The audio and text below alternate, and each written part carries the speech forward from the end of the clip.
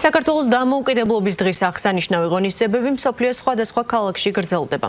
ნიუ-იორკში ჰარვარდის კლუბში საქართველოს დამოუკიდებლობის დღისადმი მიძღვნილი მიღება გაიმართა, რომელსაც საქართველოს გენერალურმა საკონსულომ უმასპინძლა. ღონისძიების სტუმრებს სიტყვით საქართველოს საგარეო საქმეთა მინისტრის მოადგილე მიმართა.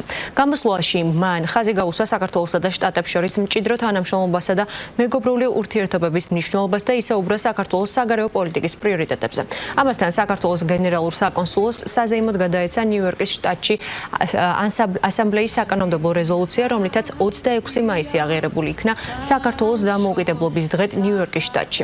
ღონისძიებაზე შესრულდა ქართული ცეკვები. დამოუკიდებლობის დღე აღინიშნა სან-ფრანცისკოს ისტორიულ მერიის შენობაშიც. შენობაზე ტრადიციულად საქართველოს ეროვნული დროშა აღიმართა და დროშის ფერებში განათდა. საქართველოს გენერალურ კონსულს კი სან-ფრანცისკოს მერმა პროკლამაცია გადასცა, რომლის მიხედვითაც 26 მაისი ქართულ-ამერიკული მეგობრობის და მემკვიდრეობის დღედ გამოცხადდა. ეროვნული დღე აღნიშნეს ავსტრალიაში. საქართველოს საელჩოს ორგანიზებით საზეიმო ღონისძიება კანბერაში გაიმართა. ღონისძიების მნიშვნელოვანი მომენტი იყო ნიუ-იორკის შტატის ასამბლეის მიერ გამოცემული რეზოლუციის გადმოცემა, რომლის თანახმადაც 26 მაისი ასამბლეის მიერ აღიარებულ იქნა საქართველოს დამოუკიდებლობის დღედ ნიუ-იორკის შტატში.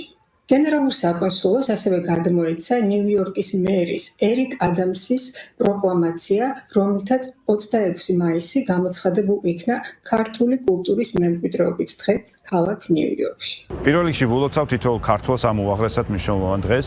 საქართველოს დამოუკიდებლობის დღე აღნიშნეთ სან-ფრანცისკოს ისტორიულ მერიის შენობაში დიპლომატიურ კორპუსის წევრებთან და ადგილობრივი ხელისუფლების წარმომადგენლებთან ერთად. სან-ფრანცისკოს მერიის შენობაზე ტრადიციულად საქართველოს ეროვნული დროშა აღიმართა, შენობა განათდა წითელ და თეთრ ფერებში და სან-ფრანცისკოს მერმა დანიელ ლურიმ გადმოგვცა პროკლამაცია, რომლის მიხედვითაც 26 მაისი სან-ფრანცისკოში ქართული ამერიკული მეგობრობის და მემკვიდრეობის დღედ აღინიშნება.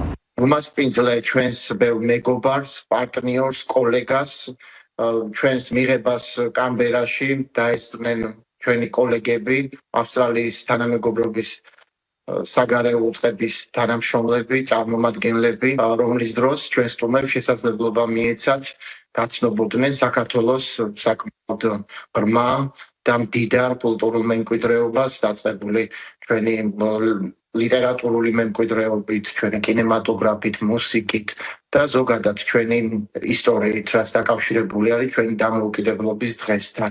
გამოიწერეთ ემიგრანტ TV, მოიწონეთ ვიდეო და გაუზიარეთ სხვასაც.